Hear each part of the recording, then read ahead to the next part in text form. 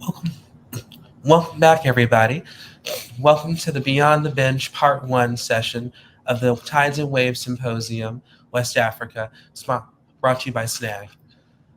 The Beyond the Bench portion of the symposium explores jewelry and metalsmithing beyond the design and making process. This program seeks to articulate and analyze the contributions, challenges, and opportunities found in other parts of the ecosystem. From philanthropists to photography, mining, writing, and research, we will talk to individuals and organizations spearheading this work. Part one of Beyond the Bench will have three different presenters. The first of which is named Amina Okpukpara. Amina is a jewelry industry practitioner, researcher, consultant, and thought leader in the gemstone and jewelry sector, a GIA certified gemologist and principal director of the vertically integrated social brand Mina Stones. She attended Covenant University in Nigeria, where she graduated with a bachelor's degree in engineering and went on to further her studies at Lancaster University in the UK, where she obtained a Master of Science in Business and Innovation. During and after her master's program, she proceeded to pursue her passion in gemstones and jewelry with GIA, obtaining a jewelry diploma and eventually her graduate gemologist certificate. Amina is actively involved with both government and non governmental organizations to support projects that aim to develop the jewelry and gemstone industry, as well as improve livelihood of people along the supply chain. She is an advocate for the African gemstone and jewelry industry and the co founder of the African Gemstone and Jewelry Exhibition and Seminar, a member of the Society of Women Engineers, Technologists, and Scientists, Africa, where she is actively involved in mentorship and community service. She's on the advisory board of Black in Jewelry Coalition and a member of Women's Jewelry Association International Board, where she is also serving as a mentor. Mina Stones is based in Nigeria, West Africa, and in the U.S. Mina Stones, based in Nigeria, West Africa, and the U.S., is a gemstone and jewelry social enterprise that has a vertically integrated structure. This means that they are involved in all aspects of mining value chain. They work and source directly from artisanal and small scale miners and produce custom made pieces for socially conscious consumers and customers, giving all people along their gemstone and jewelry chain visibility and fairness. Here's Amina's presentation.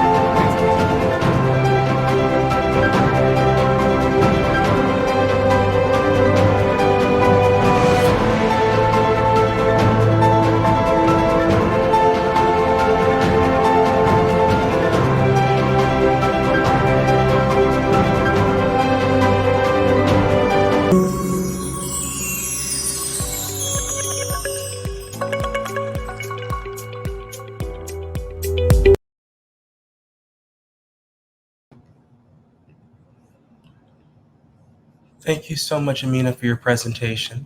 It was great to see your work process and also different facets of your organization. The next presenter we have is Mallence Bart-Williams.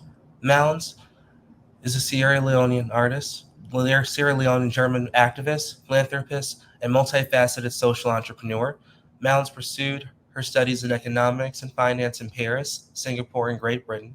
Today, she lives across the globe, teaches in university and online, runs Lineage, a cultural space in Bali, while producing the alchemical body care line, the Sacred Garden in Africa and Asia. Her consortium of social enterprises such as Ethical Minerals, the Freetown Innovation Lab, the Female Innovation Lab, and Plasmo are invested in solving social issues, elemental energy, and female equity. With her Freetown-based creative collective, Floroncho, a charity that she initiated with the street kids in Sierra Leone, she created a blueprint that has taken homeless children off the streets into schools by harnessing creativity without a single cent in donations. Her concept of charity has served as a blueprint for millions around the world to harness creativity as a natural byproduct of necessity and turn it into sustainable revenue. The blueprint has taken homeless youth off the streets into schools, turned homeless women into entrepreneurs, and former mines into community farms. Due to her cross-cultural roots, Mallence perceives herself as a bridge connecting vastly different cultures and worlds through expansion. Her diverse background enables her to seek creative solutions to common problems. Through her social enterprises, she connects cultural contrast, enabling unique synergies that yield action and driven results. Here's Mallence's presentation. إذ قال ربك للملائكة إني جاعل في الأرض خليفة قالوا أتجعل فيها من يفسد فيها ويسفك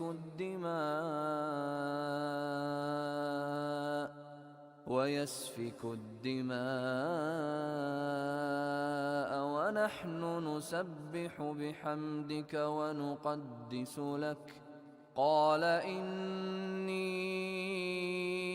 أعلم ما لا تعلمون. We are bestowed with an abundant earth, a beautiful earth, a fertile earth that sustains us and grounds us. She is our home. She carries treasures in her womb that she alone has grown. She carries treasures in her womb that she alone has grown.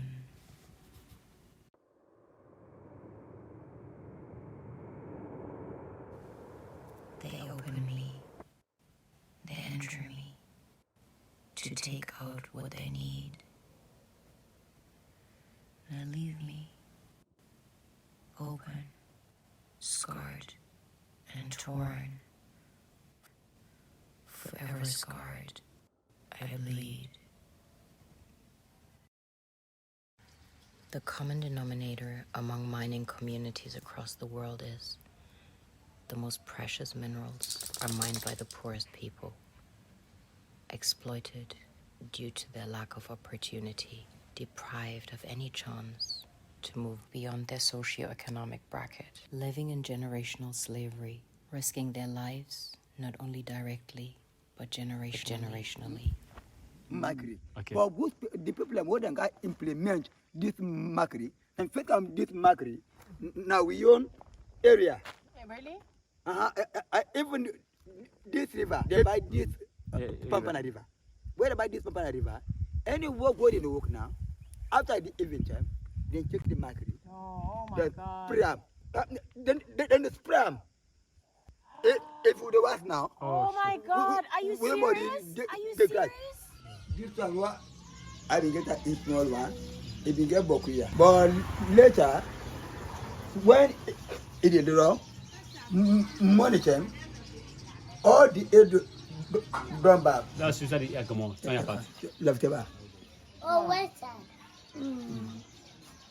Wow. So it's all, I think it's a whole world.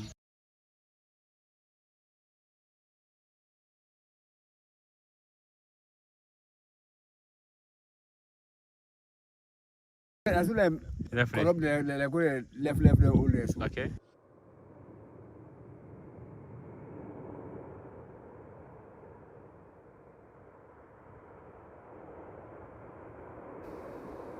How do we mend an open wound? We close it.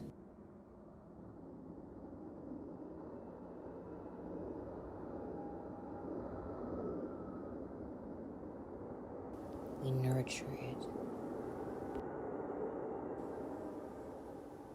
We heal it.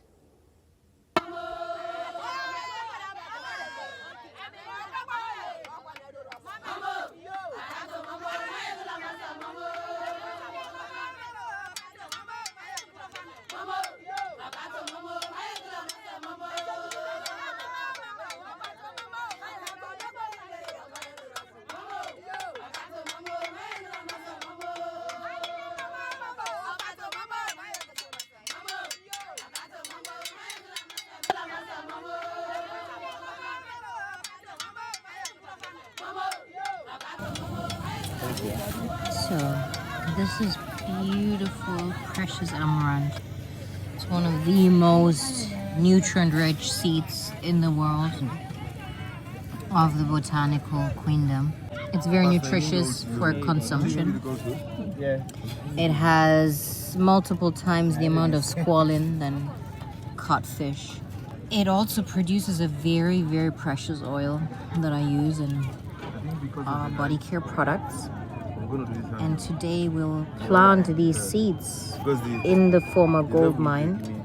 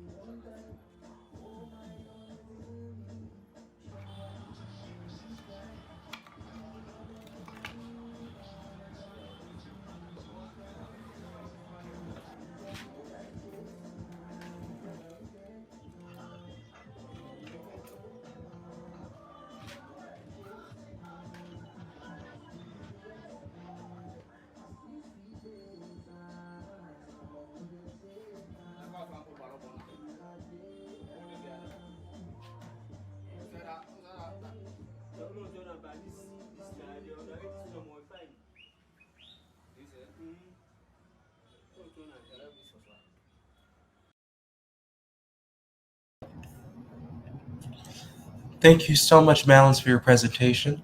It was really good to see an old mine and also think through mines that sort of cause environmental waste being repurposed into things that can bring new life and help sprout new life.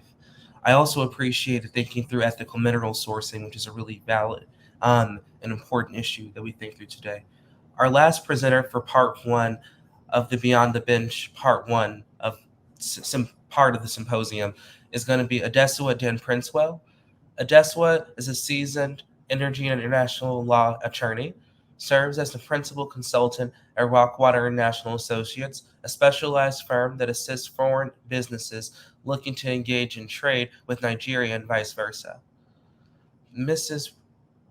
Mrs. Dan Princewill specializes in emerging markets and focuses on facilitating foreign direct investment, capacity building, and development consulting projects. Her multicultural background equips her clients with the tools to increase their chances of success in both short and long-term endeavors. Notably, Mrs. Dan Princewill has received congressional recognition 3 times consecutively from the 18th District of Texas, USA, in acknowledgement of her dedication to fostering the exchange of ideas, establishing strategic partnerships, and advancing scientific and technical knowledge in offshore resources and environmental matters. Mrs. Dan Princewill holds a senior executive role at Women in Mining in Nigeria and serves as the chairperson of the Gold and Gemstone section. Her passion lies in promoting and incentivizing value addition in Nigeria's mining sector throughout the value chain, from mining operations to market. She firmly believes that responsible sourcing of gemstones and the local production of jewelry in Africa are pivotal in unlocking the significant opportunities and empowering women across the continent. Here's Adesuwa's presentation. Good evening, ladies and gentlemen. My name is Adesuwa Dan Princewill, and I'm an attorney, an oil and gas, energy, environmental, and natural resources attorney. And I've been working in that space for many, many years.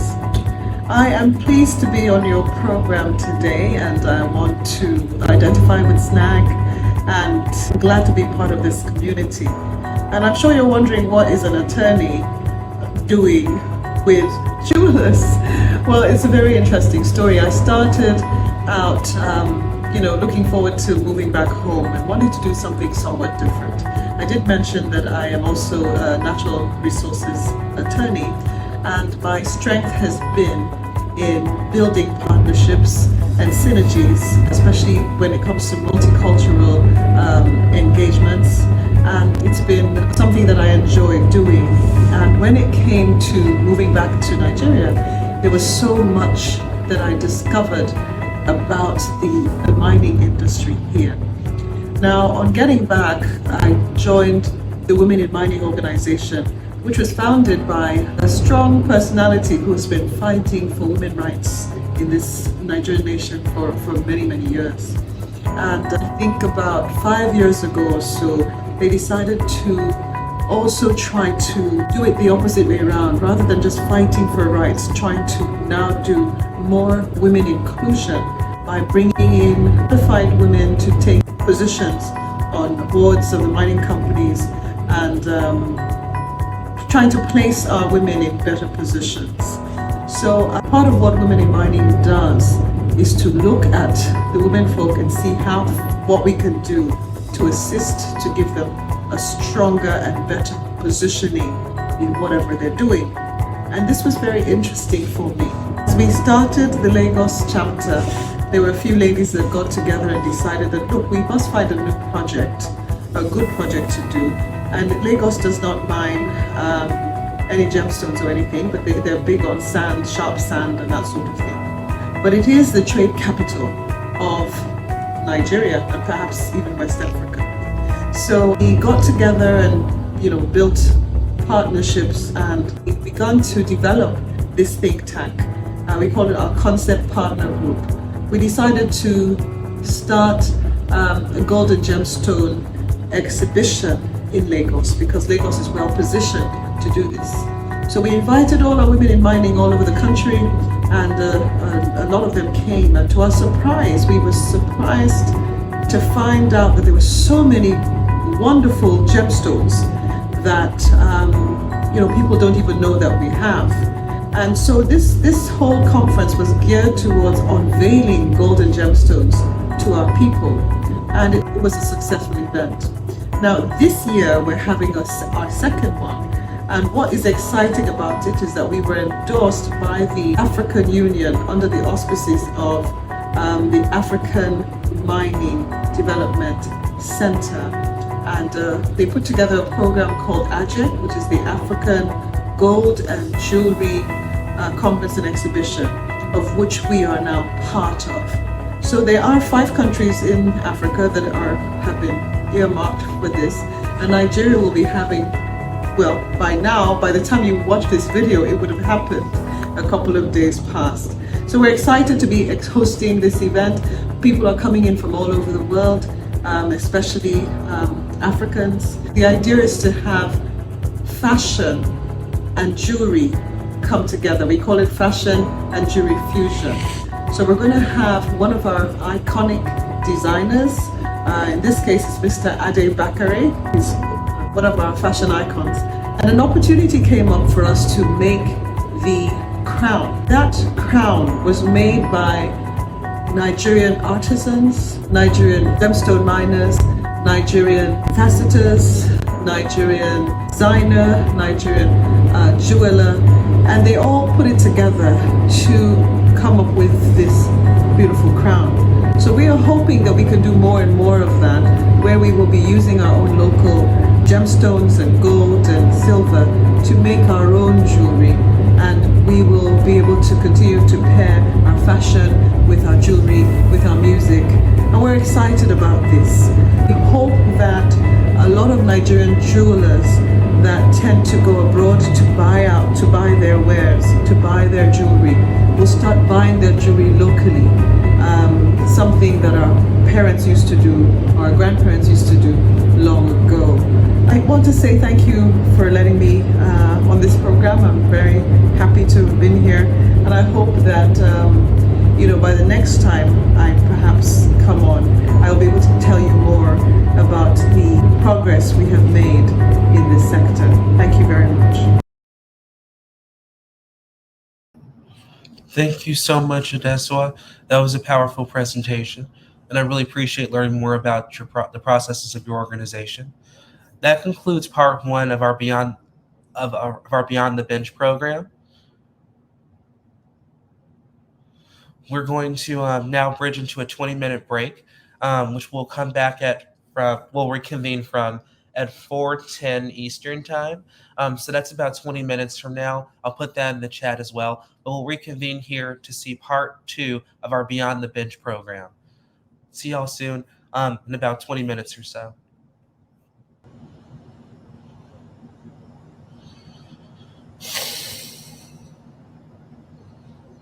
Hello, everybody. Welcome back to Beyond the Bench Part 2, the second part of our Beyond the Bench program. Beyond the Bench seeks to explore jewelry and metalsmithing beyond the design and making process. This program seeks to articulate and analyze the contributions, challenges, and opportunities found in other parts of the ecosystem of jewelry. From philanthropists to photography, mining, writing, and research, we will talk to individuals and organizations spearheading this work. This part of the program, part two, has 3 presenters followed by a moderated conversation on sessions. We're going to begin with our first presenter, Hadiza Garbati. Hadiza's career spans over 15 years in the energy sector. Hadiza is a passionate person about change and development. She's the founder of Garbati Community Development Initiative, a nonprofit focused on improving the lives of northern Nigerians by changing mindsets, particularly through STEM and the arts.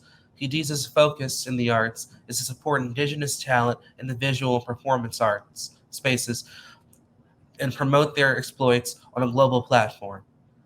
Here's Hadiza's presentation.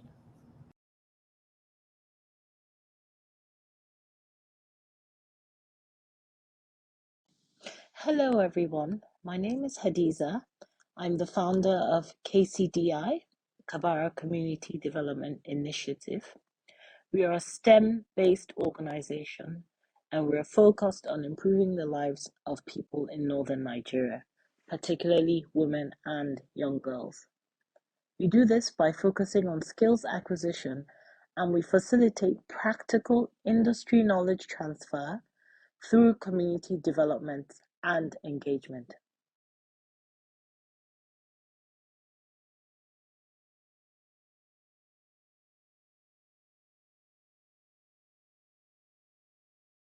Northern Nigeria is a region battling population displacement and a resistance to secular education. As a result, educating women and providing them with practical survival tools is a means to secure their livelihoods and that of their children.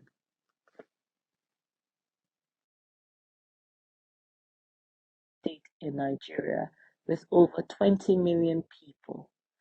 Our safe space supports cultural entrepreneurship. We promote creative industries and offer trainings in a religious compliant environment. Ladies that come to our center are exposed to metalsmithing, leatherworks, and other vital skill sets that are natural to this commercial environment.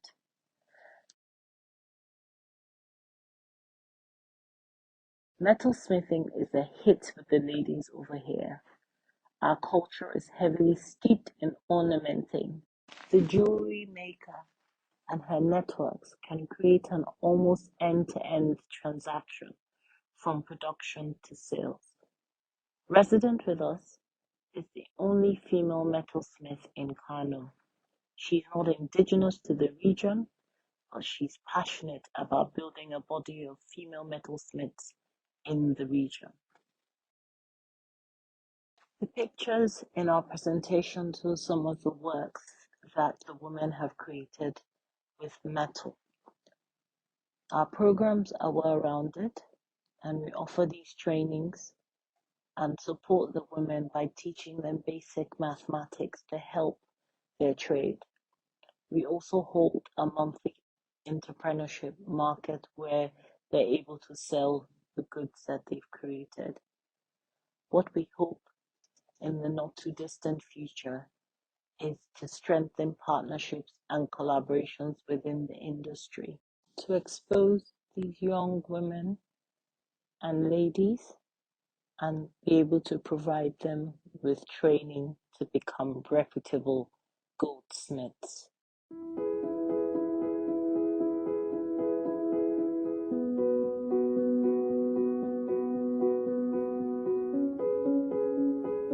Sunana Salma Ibrahim. Na riga da na gama ethics ina a Kabara, ina koyan jewelry making. Na koye shi sosai a gurin malaminmu domin ta iya koyarwa. Na koye shi sosai na iya kuma ina farin cikin da haka. Sannan kuma nan da shekara 10 ina hango kaina na buɗe babban industry wanda nake gudanar da haɗa jewelries. Sabida abin nan ina farin ciki da koyansa kuma na gode sosai da Kabara da aka kawo wannan abin cikin society ɗinmu muke koya. Har gida aka ce min na zo za a koya mana sana'a. Yara na suka ce me zan je na ce ina so in je saboda ni ma in taimaka. To da haka muka fara zuwa aka ɗauki sunanmu aka fara koya mana aiki kuma alhamdulillahi mun ji daɗi kuma muna fahimta kuma muna ganewa. Mun gode wa Allah, mun gode wa wannan ƙungiya da ta taimaka mana.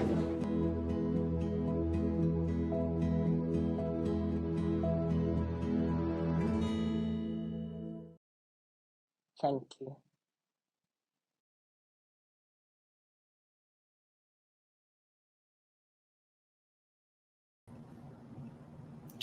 Thank you so much, Hadiza, for your presentation.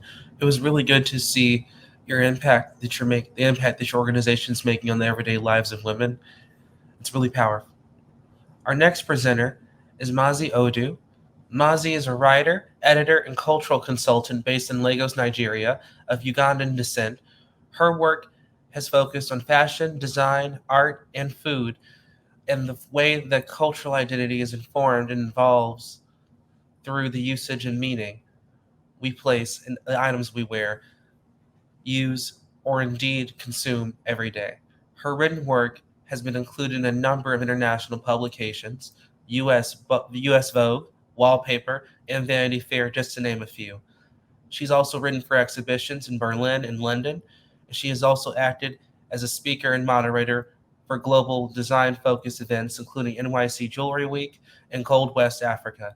In 2016, she founded Magnus Oculus, a blog focused on providing in-depth, long-form analysis of the most significant creative talents within the jewelry and fashion landscapes. with a special emphasis on those from the Global South and its diasporic communities. Educated in the UK, she is a holder of a BA in History from the University of Bristol and a Master of Science in International Relations from the London School of Economics and Political Science.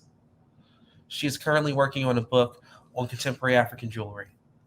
Here's Mazzi's presentation. Hello everybody, my name is Mazzi Odu and it's an absolute pleasure to be part of the Tides and Waves Symposium West Africa that's being held this September. And as a little way of introduction of myself, I am a writer and editor based in Lagos, Nigeria. But as a little bit of a plot twist, I am actually Ugandan, which is in Eastern Africa, and have spent most of my life in the United Kingdom. The title of my presentation is When Words Frame Art, because that's what I feel I principally do. I synthesize the brilliance, imagination, and artistry of incredible artists from across the globe. So the first question people often ask me when I tell them what I do is what's at stake, and why is it indeed necessary or corrective or essential that there should be jewelry writers who are Black, African descent, writing about jewelry from Western Africa or any other part of the continent. And the first thing I normally answer or respond to is it's very important that stories are told in our own terms. For many years have been problematic words framing jewelry craft from Africa. It's considered tribal, it's considered ethnic, it's considered primitive, it's considered in some way lacking in sophistication, which of course creates for problems and is highly problematic, and it's based on the realities of most of us centering ourselves in the narrative. Whether we want to admit it or not, we tend to center our appraisals of things based on our own notions of what is good or bad, for good or ill. The second, I think, of why it's so important, what's at stake, is craft, culture, and materials explored. Jewelers from Western Africa and even larger part of the continent are often considered the custodians of craft. Prior to Islamic or Christian religious interventions, the jeweler was not just a jeweler. Sometimes they were a priest and a conduit to the spiritual realm. They were arbiters of cosmologies. It was a much bigger deal than making something pretty for one to wear. When I talk about culture, culture by its very nature is constantly on the move, and it's our artists, regardless of their disposition or regardless of the materials they're operating in, whether they're a jeweler, whether they're a painter, whether they're a musician, that reinterpret and represent the culture for us. So it's again very important that those who are chronicling the culture are also from there. Finally, materials explored. Africa is home to much of the world's mineral wealth. So I think it's really important and interesting and relevant to see how those materials are used by those on the continent itself. This particular ring that you see on the right is a classic exposition of this, designed by Mina Stones. Mina's a jeweler who's based here in Nigeria. It's a watermelon tourmaline that was mined in Nigeria on a yellow gold band. The prong setting is very familiar to those who are familiar with Western jewellery craft and norms, but her decision not to facet the stone creates for an interesting interplay, which leads me to the final reason why I think it's very important. That's global perspectives and local realities. We all live in a global world where the click of a mouse key or the swipe of our phone can take us to other parts of the world, but let's hear about the perspectives as they are seen from different parts of the world, the different loci, and also the different local realities, what might govern how people make and how people choose to make and how people choose to present. So oftentimes I'm asked, what are the editorial considerations? How does one get things actually published, particularly in Western publications? And I always say there are obviously a reality. The reality is there are going to be external factors that will govern, and most of those external factors are commercially driven. Previously and historically, there was very much an inaccurate assumption that Black creativity in certain spaces, whether it's jewellery or fashion or design, would not sell in a publication that, you know, the numbers would go down, subscriptions would be cancelled, etc., and that, you know, black creativity belonged in entertainment, say in music or in film or maybe in sport. And thankfully, those inaccurate assumptions are being shifted. I feel social media's had a massive hand in this. Instagram has brought the world literally to everyone's palm, and people can choose to engage with creativity from anywhere in the globe. And obviously with publications, they are now competing for eyeballs, so they've got to make sure that their content resonates with an audience that's global. It also helps that we have design-specific fairs, so in real-life interactions for those West African jewellers, be it the PAD Fair in Paris or London, TEFAF, NYC Jewellery Week, the Goldsmiths Fair, and black jewellers have not only shown there, but they've sold their work. So again, they become a commercially viable and also in eyeballs enticing proposition for that publication to publish. And, you know, these commercial realities are always present. And as a writer, I think it's really important to be aware of them. And so an example of this all sort of coalescing beautifully have been my first pieces I wrote for Wallpaper magazine, which was a piece on MF Cole, a Ghanaian British jewellery artist. She was, you know, to use the parlance, blowing up in the jewellery world, and she was blowing up by virtue of her Vulcan series, which literally was critically acclaimed, commercially successful, editorially exciting, and once you have those three alchemic forces coming into play, she's obviously going to be an inevitable choice for a publication. Pictured here is the igneous cuff, which is in recycled silver and yellow gold vermeil, and it's part of the Vulcan series.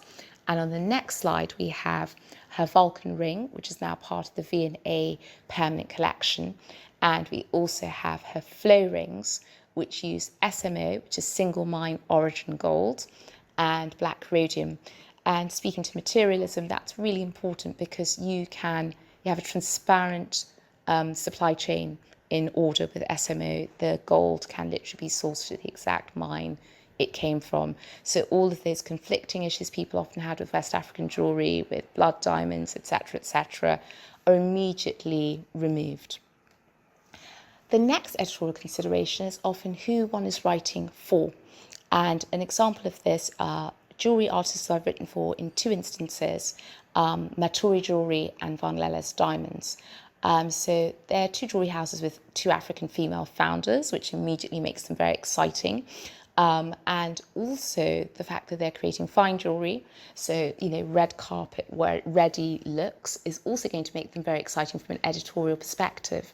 So they were an easy win for CNN Style, which is very much motivated on those metrics and is also very much interested in pieces and jewellery that you might see coming to red carpet near you. And both Vanya and Sata have since gone on to dress celebrities for big red carpet events.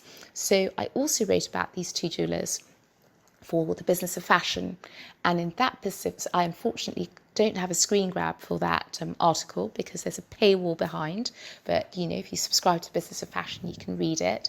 And that article spoke to the actual jewellery would-be collectors and would-be clients who were based on the African continent, so those who might have fatigued of buying things from the Plus One Dom and would be looking for Black Excellence, the jewellery edition. On the next slide, we have two examples of Maturi jewellery, hits. The first being the Nomoli earrings, this time with Baroque pearl drops. Now, the Nomoli earrings are Sata's paean to the masquerades, and masquerade troupes are across Western Africa. In this instance, we have rubies and diamonds and yellow gold to the posts, and these stunning Baroque pearls. The calabash earrings are a nod to the calabash, which is a gourd and a vessel that you see again across Western Africa. Sometimes it's got alcoholic beverages in it, sometimes it's got water in it, but it's a vessel that one sees, although obviously in this iteration where we have gold and diamonds, it's in a very high jewellery version. And with Vanya, with Van Lelles Diamonds, we have Africa's geography eulogised in the Kilimanjaro ear clips and cocktail ring in titanium and white diamonds, which gives a nod to the actual shape of Mount Kilimanjaro, which, unlike a classic snow-capped mountain, is not pointy. It's like an undulating hill that just goes higher and higher. So those undulating curves very much are in concert with the actual geography of the space. And the enchanted garden earrings are both a political statement, I would dare to say, because she chooses to use Zambian emeralds rather than using Colombian ones, which are often bandied about in the jewellery landscape as being superior, but Zambian emeralds are pretty stunning too. I would even say equally stunning, and diamonds.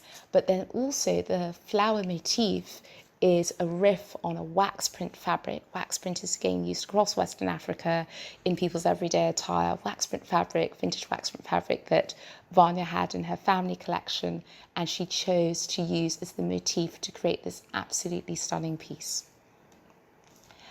So again, speaking to wallpaper, I am quick disclaimer. I'm not a full-time employee, but they have always been very open to hearing about creativity from Western Africa, and that's because, again, their audience, the people that read the magazine, are often, people who like to seek out the new and seek out the latest. But Third Crown is a really wonderful addition to this discourse, because all jewellery from Western Africa is not necessarily in the high jewellery, fine jewellery, art jewellery space.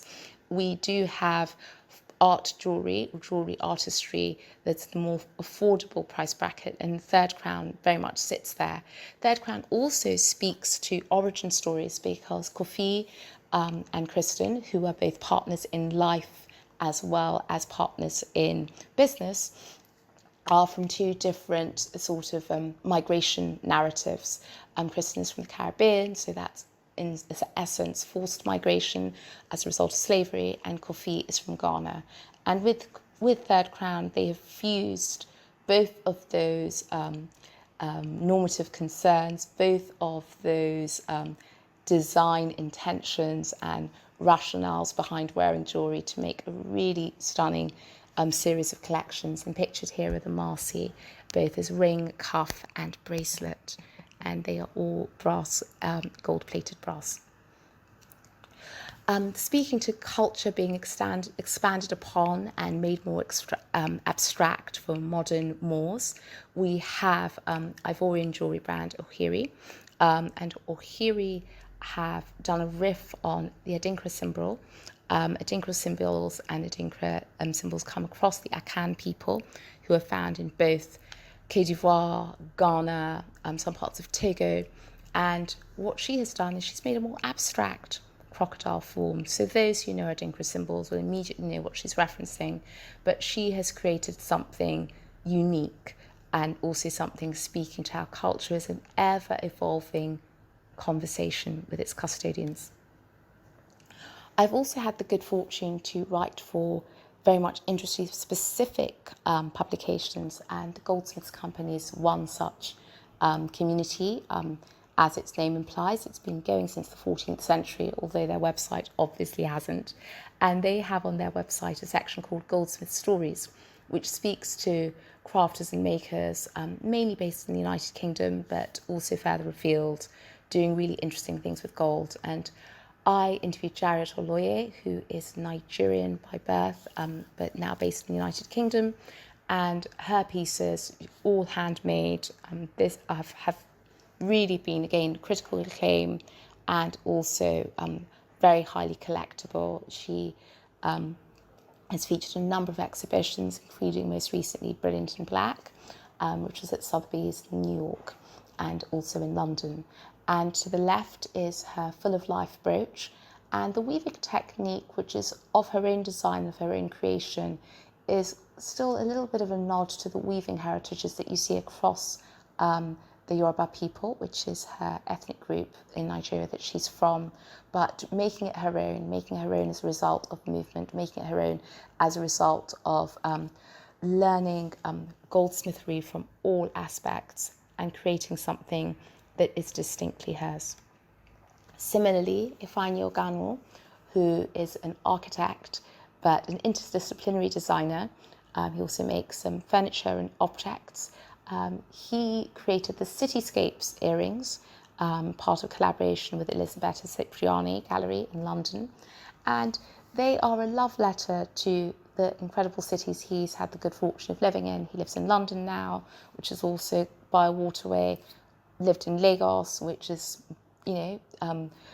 by the Atlantic Ocean, and he also lived in Chicago. So all of those cities have water as a massive feature, and he has interpreted that, the flow of water, the flow of ideas, the interplay with our emotional state, our physical environment, into these really beautiful rose gold earrings. And so where do the other pieces, when I want to go deeper and have lengthier discourses with jewellers, I created a blog for that, and that blog is called Magnus Oculus. And it felt really important to me to create a blog that celebrated artists fully and allowed for deeper and lengthier discourses. Pictured here are two, and if you fancy going, it's www.magnusoculus.com. You will find very lengthy articles, and pictured here on the left is the cave ring, designed by Jacqueline Rabin, who currently has a retrospective at Carpenter's Workshop London, Carpenter's Workshop Gallery in London. And to adjacent is the owl ring, designed by the late Castro NYC Terry Castro. And both of these jewellers, not from West Africa, African American, but one would argue, obviously, their origins are from Western Africa, and both of them, in their own ways, and when they spoke to me on Magnus Oculus, spoke about that, and spoke about how, that design DNA, that intergenerational landscape that is mapped in us, that goes through intergenerationally, informs their work and acts as a guiding principle, if not actively, then sometimes tacitly. And one can certainly see it in their collections and in their contribution. I'd like to leave it there, but I do feel that it's really important to note that, especially as a writer, that one definitely wants to see more perspectives, more contributors, so more writers, and more publications that celebrate jewellery and metalsmith making from Africa, not just as a trend, not just because of something horrific like the murder of George Floyd and then you hurriedly cobble together a list of black excellence, but because it's intrinsically part of the global conversation. Thank you.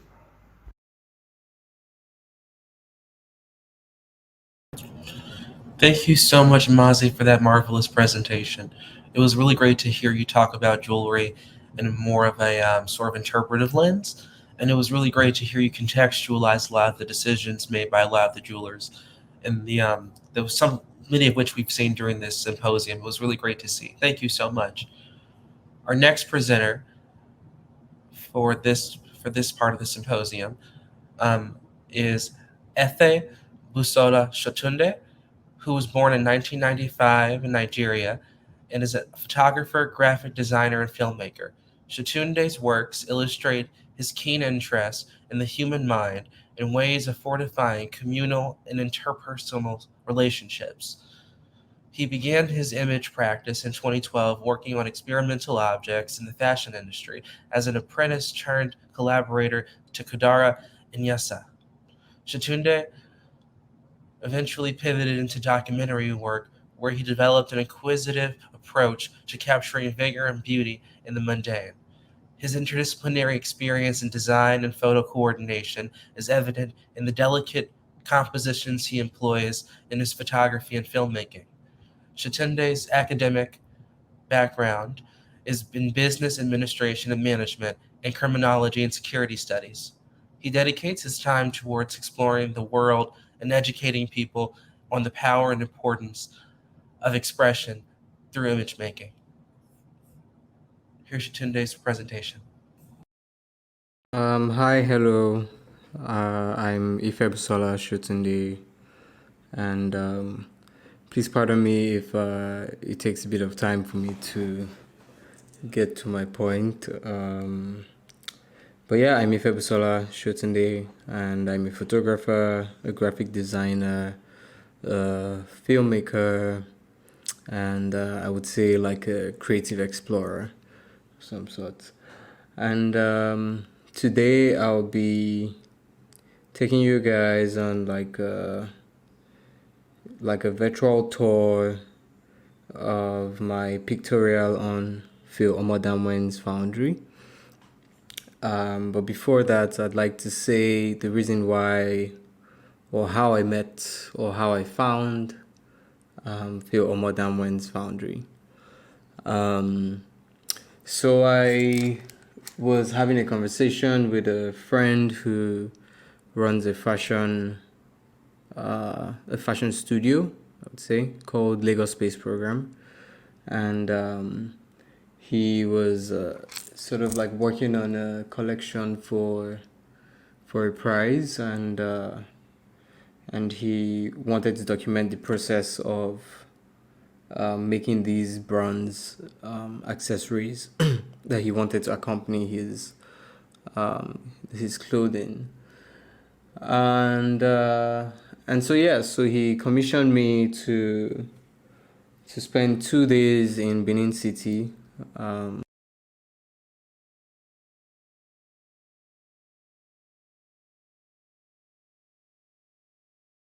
Okay, so firstly, I'd like to give you guys an idea of what we're talking about. So I'll be introducing Mr. Phil Omodamwen via like a short bio. I will talk a bit about his foundry, the techniques that they employ, like the challenges they face, the preservation efforts, and future considerations for growth. I would also give some insight from my interview with Mr. Phil from our little chat, and then I will give like acknowledgements to collaborators. Mr. Phil Omodamwen is a 6th generation Benin bronze caster in Nigeria. He was born in Benin City in 1971 into the Omodamwen's family, which is a part of the Benin Bronze Guild. His family became a part of the guild in 1504 AD and proudly keeps alive over 500 years heritage of bronze casting. His family is known to have brought a lot of innovation to the bronze casting industry in Benin City. He was born into a residential apartment, which was his dad's home, that housed a foundry within the same premises. He started sculpting as a kid because he spent a lot of time in his dad's foundry. The father-to-son syndrome goes from one generation to another. He has showcased his work locally and internationally and has some of his work displayed in various museums across Europe and America. In 2003, he built his residence and foundry within the same premises, similar to his childhood home. He is an advocate for the reparations and restitution of the Benin bronzes looted by the British in 1897. Lost wax casting is a process that involves creating a duplicate metal sculpture from an original wax model. Lost wax casting is a highly precise and versatile technique that allows for the creation of intricate and detailed metal sculptures and objects.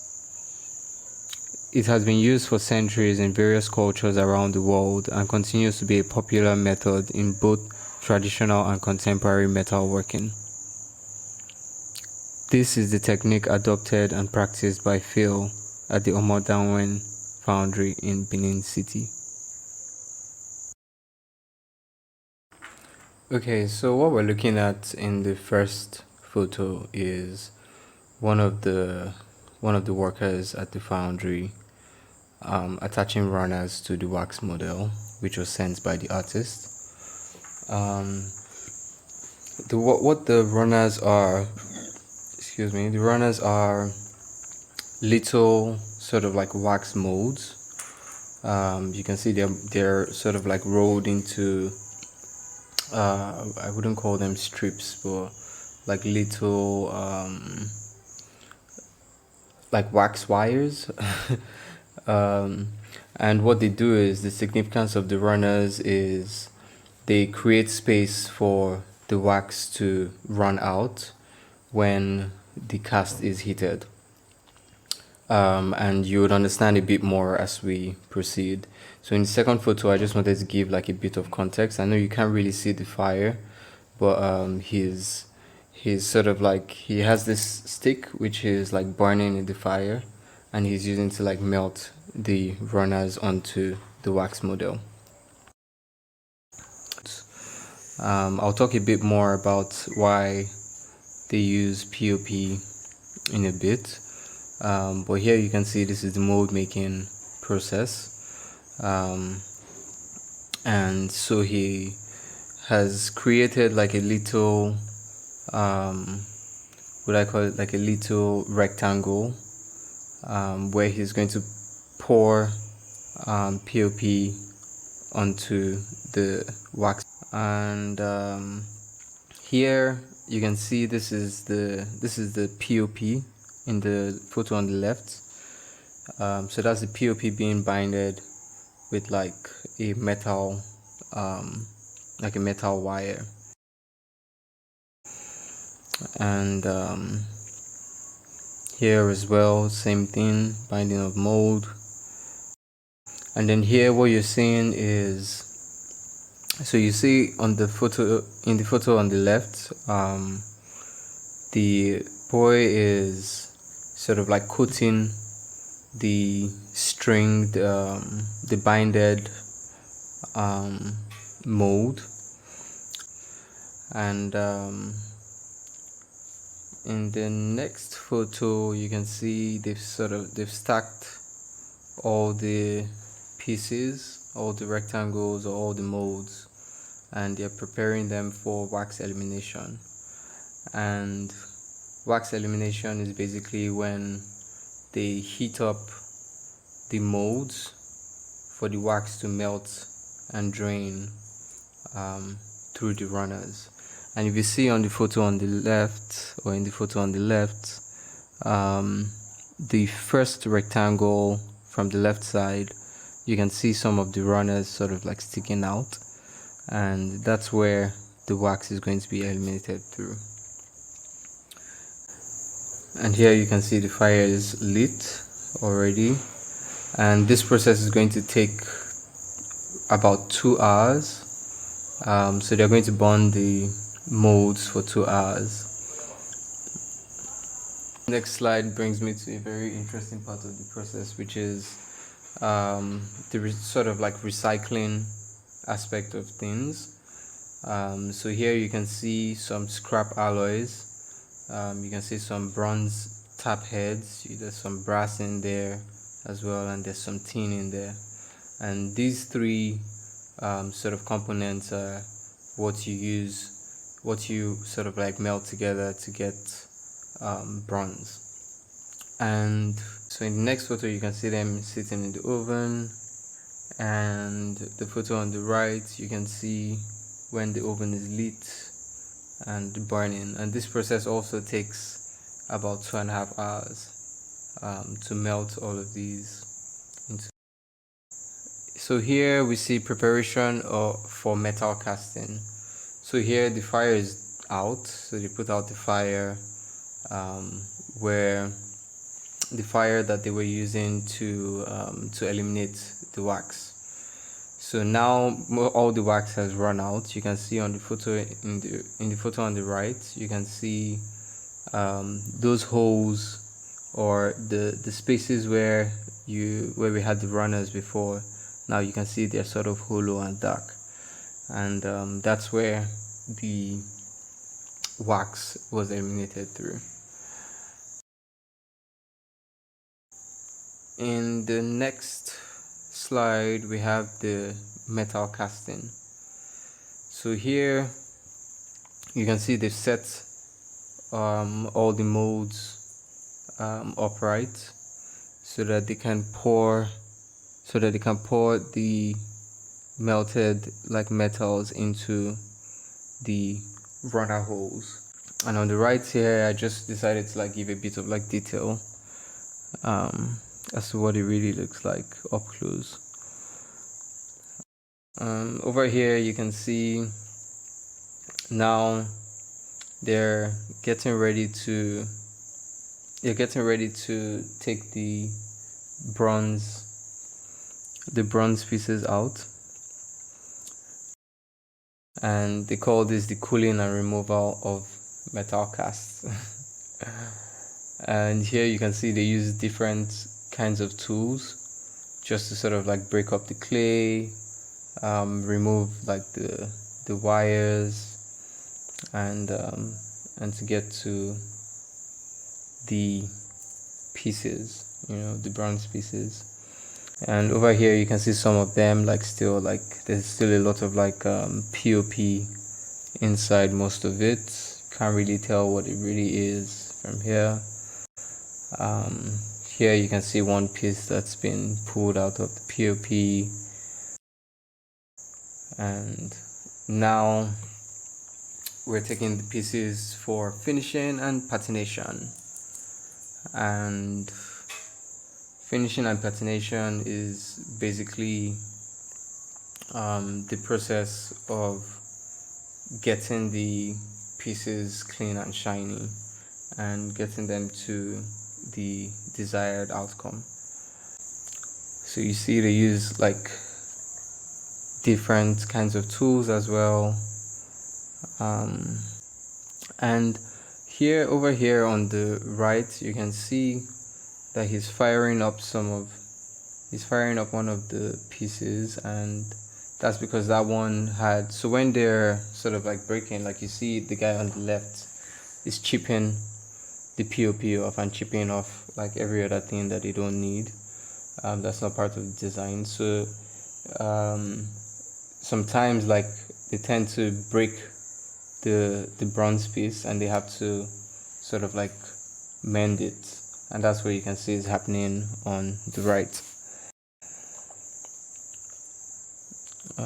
So more finishing and patination. I think in this photo on the left you can even see you can see a part of the piece that's broken, and that's going to be like mended later on. The guy on the right is he's sort of like polishing the piece, and one thing I found interesting is they kept saying something about bolo. They're like, say the guy go bolo the thing, and he's like the bolo master in that place. And one thing that was also really interesting to me was that like there were at least 7 workers in the foundry, and they all sort of like specialized in different things. And it was also really interesting to see how like sometimes like they will be open to taking like advice on like how to do things that they specialize in from people who don't specialize in those things, and it just really showed that there's a strong spirit of like teamwork, and that the workers are like open to learning and exploring better ways of doing things. And here you can see finished products. Not really finished because I feel like they polished them a bit more before. And in the end here you can see some of the pieces that haven't gone through the patination process, and some that have already been like fully polished and patinated. Thank you so much, Ifebusola. It was really cool to see Mr. Omadawan's studio in a very specific light to see his fabrication processes. That concludes the presentations for the Beyond the Binge session of SNAG Tides and Waves West Africa. Now we're going to move into a discussion which is going to be held in sessions. This discussion about Beyond the Binge will specifically be moderated by Malyia McNaughton.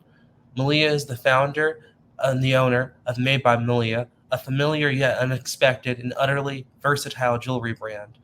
Her passion for jewelry was sparked as a young child when she received her first gold bangle. That passion turned into creativity years later when Malyia created a body chain after not being able to find one. It was then that Malyia knew she had to fully explore her passion for jewelry and left her 9 to 5 as a fashion buyer to pursue her dreams. Since the creation of Made by Malyia in 2014, each piece is designed with you in mind, making sure that the jewelry is unique as the person wearing it so that you can express yourself through adornment. It makes it so that you can stop looking for jewelry that doesn't tell your story and instead wear jewelry that speaks for you. In addition to designing jewelry and running her business, Malyia helped to co-found Black and Jewelry Coalition the board and as a director, a board member of the Jewelry Vigilance Committee, and a member of the Women's Jewelry Association in New York. She is also a professional commercial and lifestyle model for NYC's top lifestyle agencies, State Management. Malyia has a bachelor's from Florida State University. You can also, you guys, thank you so much. Please join Malyia and all 6 of our presenters from the Beyond the Bench in the sessions, which is found to the left side of your screen underneath stages. And thank you all so much for your time. Thank you to all 6 presenters, and thank you to Malyia. And thank you to everybody who participated in SNAG and presented and organized and also viewed. Thank you all so much. We'll see you all in sessions again, which is located to the left of your screen, underneath the sessions, underneath stage. So you'll find us in sessions underneath stage. Thank you all so much. Hello. Hello. How are you? I'm well. How are you? I'm good. This is the wedding attire. Wow. Look at this. So beautiful. You're coming from a wedding, Mazzi? Yes, I'm coming from a wedding, although I decided to give them a pearl fashion story. But speaking to the theme, we have Jacqueline Raven pearls, and we have some vintage 80s pearls, and we also have Jacqueline Raven rings and a bit of Masika. So that's the story. Beyond the Bench, live, like practical distillation. Absolutely. I love that. That ties perfectly into the conversation. You look lovely. Thank you. Hi, Malyia. Hi, Amina. Hello. Welcome, everyone. Hi. So I'll be moderating this portion of the discussion, Beyond the Bench. And I'm just so excited to be here with all of you. Lamar, thank you for that lovely introduction. I am based in Brooklyn, New York. As Lamar mentioned, I am a co-founder of Black and Jewelry Coalition, which aims to provide resources and avenues for Black creatives and professionals in the jewelry and gem industry. So we founded during 2020, during the height of social injustice in the US specifically, but we wanted to create a bridge to connect globally. So that's what we've been doing over the last 3 years. So I'm happy to be a part of this discussion because it extends the mission and the goal of what we've talked about. I love what SNAG stands for, and I hope to contribute to this conversation. So thank you all for having me. Thank you all for joining. Brianna, if you want me to touch on anything specific, or I can jump right in. No, you can jump right in. Okay. And I don't know if people have questions, please ask your questions. Yes, please ask your questions. Consider this a fireside chat. The more you add to the flavor of the conversation, the more it develops. So definitely feel free to either you feel more comfortable sharing it in the chat or unmuting to share those questions. So what I wanted to do was share more general questions that I had, and then I can target more specific questions to specific presenters. But feel free to answer this question. So one of the questions I thought of after watching all of your amazing presentations was, what is your hope for the work that you do? Who do you hope to reach and impact through your work? And anyone feel free to jump in, or I can call on someone, whatever's easiest. Okay. I would like to go first just Of because it's course. very, very late on my end of the Yes. world. And I need to get some sleep. Yes. I would definitely like to touch consumers in their hearts and minds to become more mindful in their consumption, and as a result, shift what the industry presents and sells and offers, because presently we all know that ultimately the mining industries contribute to the gravest injustices on the globe, not just socioeconomic injustices in the communities. I think it's fair to say that the most precious minerals are mined by the poorest people, predominantly in the global south, but also the environmental impact on these people for generations. That when we see these beautifully crafted, shiny adornments, we often don't consider the flip side of the coin. And in my work, I aim to reach consumers and, as the end goal, lawmakers, governments, in order to implement standards that make it no longer possible to mine in such destructive manners. And I believe that that happens once we re-envision what we've been normalizing for far too long, because we all have become desensitized to the mining industries, the sectors, and so forth, and what is the norm there presently should not be the norm in 2023. I love that. And I love your presentation and how you brought that to the forefront and shared the importance of regenerating for generations to come. I really thought that was impactful because it is important to make sure that that circle is completed and, like you said, not destructive. So thank you for that. Beautiful work. Amina, I saw that you're welcome. And I hope you get some rest if you are not able to stay with us the rest of the Beyond the Bench. Amina, I saw that you wanted to also share a response. Yeah, hi everyone. Hello. Yeah, I have a little cough today, so I sound a bit No worries. Okay, Mallence, thank you for your presentation. It was beautiful. I think also the consumers, I feel like they have the most impact, or they kind of like their impact kind of like shifts down to the mines with time. But right now, what we're doing is we're directly affecting lives of miners, artisanal miners in West Africa, mainly Nigeria now.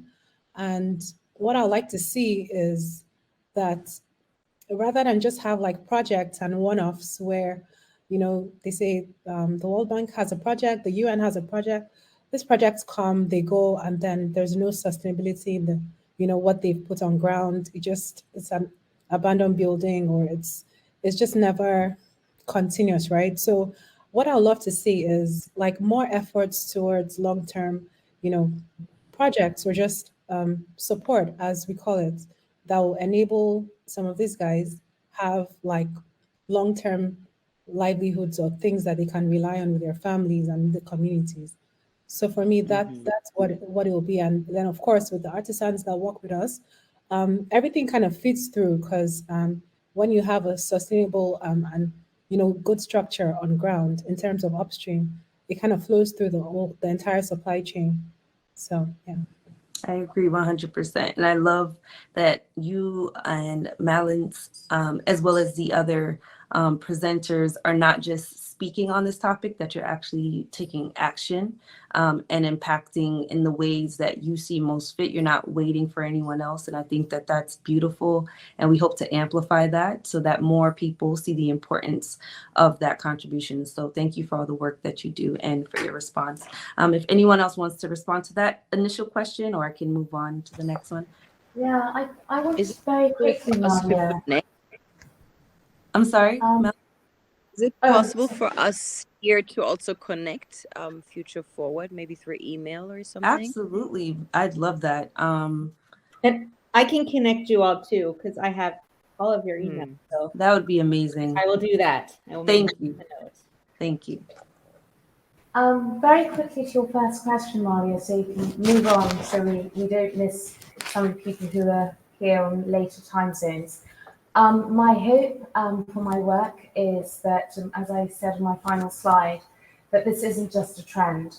So obviously, I'm sure all of us here will notice there was an increased interest in Black, Brown, diasporan jewellery artists within the media perspective after the murder of George Floyd, after the uprisings. Everyone now quickly, literally cobbled together, sometimes really poor scholarship, just plonk people together just to tick a tick box.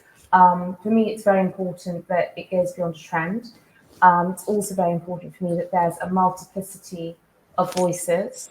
I sometimes feel a little bit uncomfortable that I'm one of maybe a handful of Black jewellery writers. I mean, another curator, another one being, say, Melanie Grant, who curated the Brilliant in Black exhibition. I don't think it's cool that a continent of Africa and however many hundreds of millions in the diaspora, there's like, you can count on one hand, the writers that are appearing in the glossy. There's some people who like being, for want of a better phrase, the only Black person in the room. They're still operating from a very colonized mindset. For me, if we're playing it forward, we're thinking in 50, 100 years' time, it's very important that not just journalism, but even the scholarship is the loci of concerns, is coming from the perspective of those people who are actually innate stakeholders. And this is, again, not to put shade on people. I'm really interested in jewellery artistry from Far East Asia. I've written about it, but I'm always very respectful to not claim I'm an expert on Khmer classical dance, which is something I wrote about for a Cambodian jewellery artist. So I think it's really, for me, the dreamscape is greater numbers involved, long-term amplification that's not driven by trend, and also a wider multiplicity of understandings, just as SNAG are very, and I say this compassionately, decided not to just plonk the whole of the African continent, which for context is the second largest continent on the planet, in one presentation. They've actually carved out West Africa, very rightly identifying that West African jewellery stories are very different from Eastern, Southern, and Northern. I would like more of that sort of nuance moving forward. So obviously it's not just something that one person can do, or even two people, we need an army. So I'll stop there, but thank you.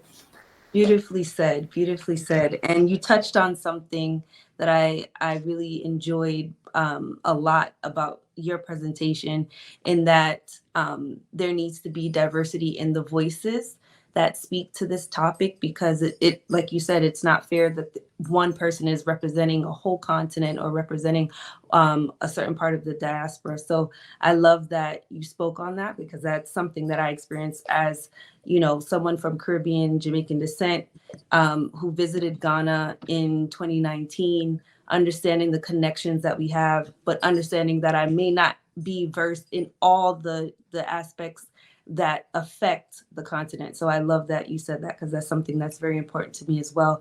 And I just wanted to mention, because this is something that I loved about this conversation and why I was so happy to be a part of it. Quick short story. So this beautiful necklace that I'm wearing, I was gifted when I went to Ghana at my renaming ceremony, and the chief presented it to me as a gift after learning that myself and his sister share the same name.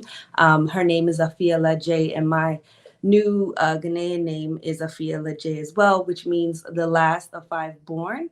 That's a girl born on a Friday. And she's also a jewelry maker. So I'm wearing her piece because I thought that was so impactful. And when I learned that she was a jewelry designer and so was I thought that connection spoke volumes to the reason why I made that journey myself. So just wanted to share that as well. And then also wanted to touch on a story that I recently read at Index Online, which is more specifically about African American consumers. But I think if you were to amplify it, I think it crosses borders, where it says that 63% or 2/3 of high income African Americans prefer to buy jewelry from brands that reflect and promote their cultural heritage.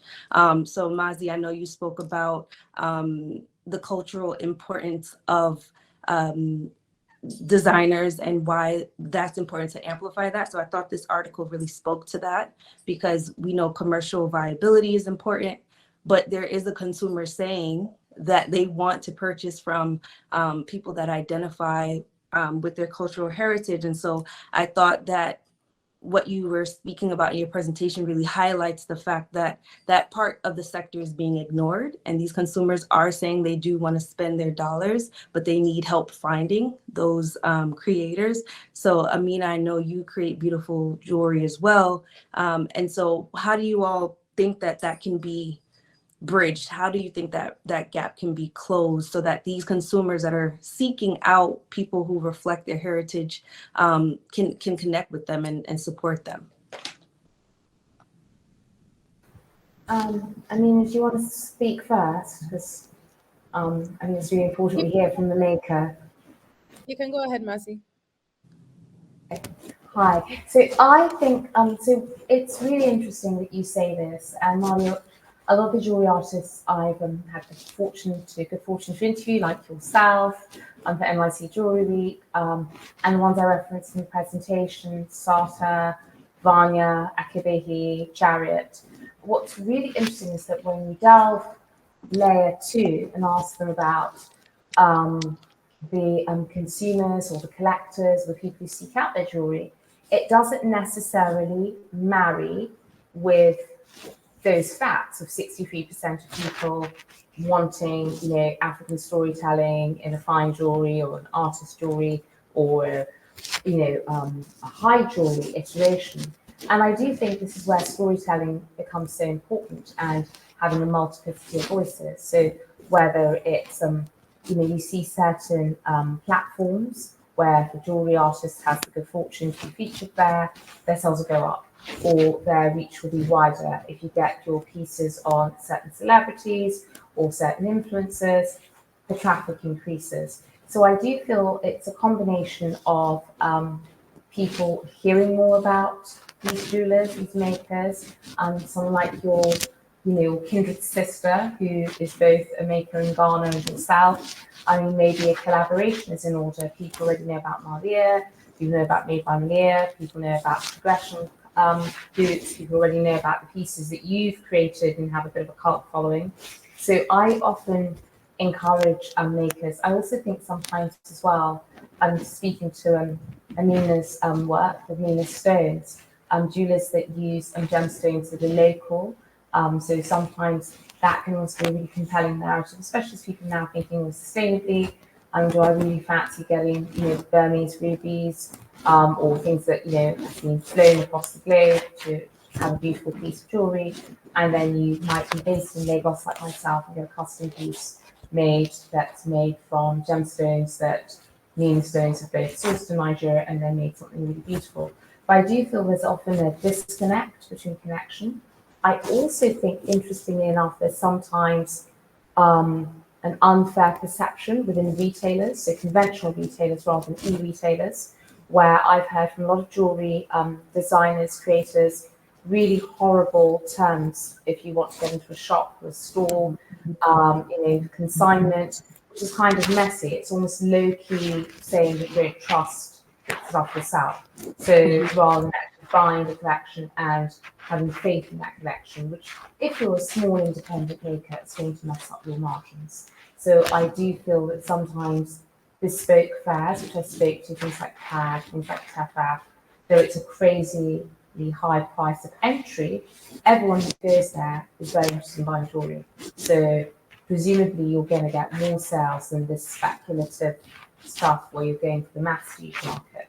But it's really complex, and I do think that sometimes social media helps as well, because a lot of people are now getting a lot of just direct-to-consumer sales, which also helps, because if you don't have a huge following online, you can just directly to your online shop, or you have your bestsellers that are easily available, and then someone wants a custom gemstone, they have to come to you directly.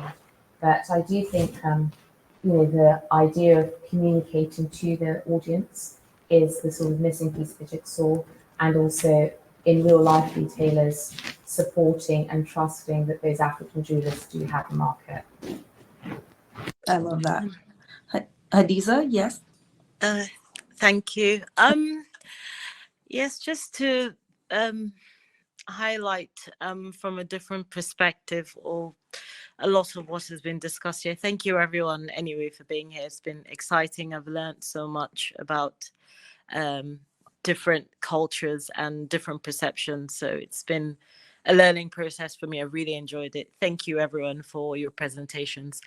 And really, Mazzi's presentation really captured a unique scenario that we have in northern Nigeria, in Kano.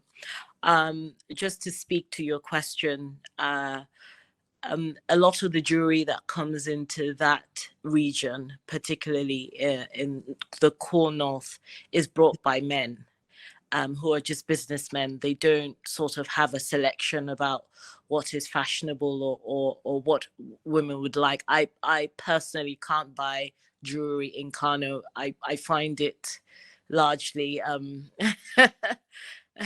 strange taste. It's a business for a lot of the men, and that's because there's a culture around ornamenting for women when they're getting married, when they're having children. So you're having this new crop of young women who are coming up who have an idea about what they should wear and the style that they have, and that's not really being reflected there. So a lot of the young ladies that were coming to our center really wanted to have a position in the value chain, to be able to create pieces that could speak to them, that could resonate to them and the women around their environment. And also there's an economic aspect to that as well, because for a typical for an average Nigerian or an average person from that region to buy a piece of gold, it's a family affair. You go and you deposit a large fund to the local jeweler in the area, and it takes a couple of years to pay that off for your wedding. That takes a lot of economic power away from the woman in that region.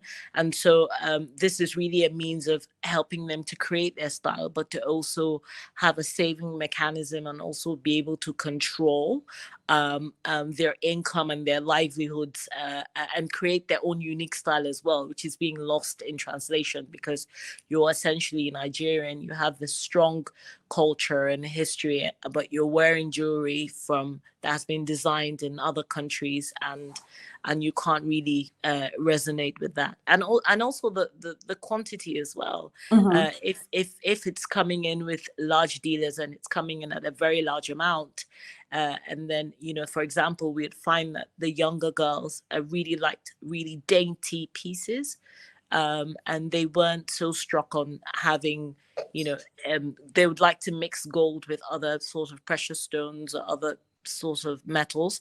And the older ladies thought that, oh my God, this was like almost like an abomination. How could you do that?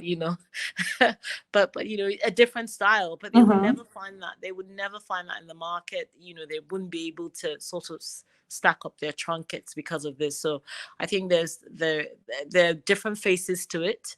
I think first would be the style, as Mazzi said, a real representation of the people and the people that are actually wearing this jewelry and creating a path that they can develop this style and it's appreciated within their communities and globally. And then also the economic power to be able to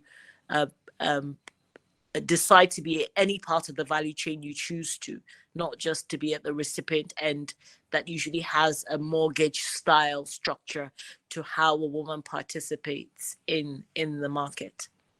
I love that. I love that, Hadiza, and I loved your presentation and how you do this work that is so impactful. And myself as a jewelry maker that is, a woman, knowing that predominantly the jewelry industry is especially in the side of the world that I'm in, is predominantly male driven, is great to see that, you continue to create an environment to inspire other women to get into this field. So thank you for the work that you do. I wanted to point this question to anyone who wanted to answer, and I want to do a quick time check. Am I okay to ask a few more questions? You're good. This is the last program of our symposium, so you can go on as long as you want. Whatever you want.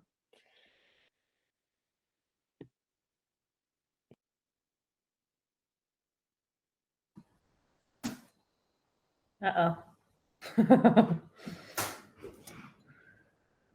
Malyia, are you frozen? Whoa. There is a question in the Q&A. Maybe while we figure out what's happening with the technical. But Sherry Cordova asks, how can metal artists help ethical miners now via purchasing or other actions?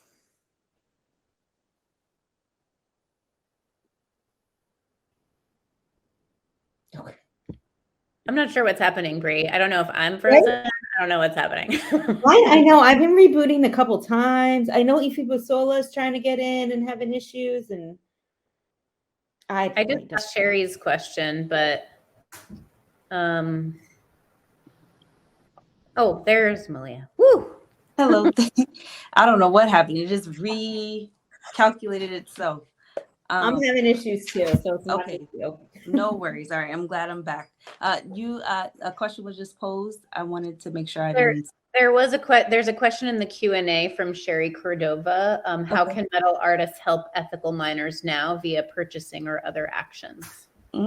That's a wonderful question. Anyone, Amina, you want to take a stab at that one?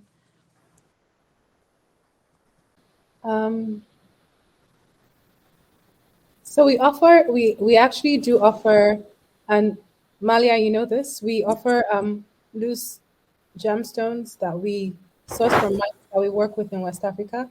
We have a particular mine or a group of mining pits that we are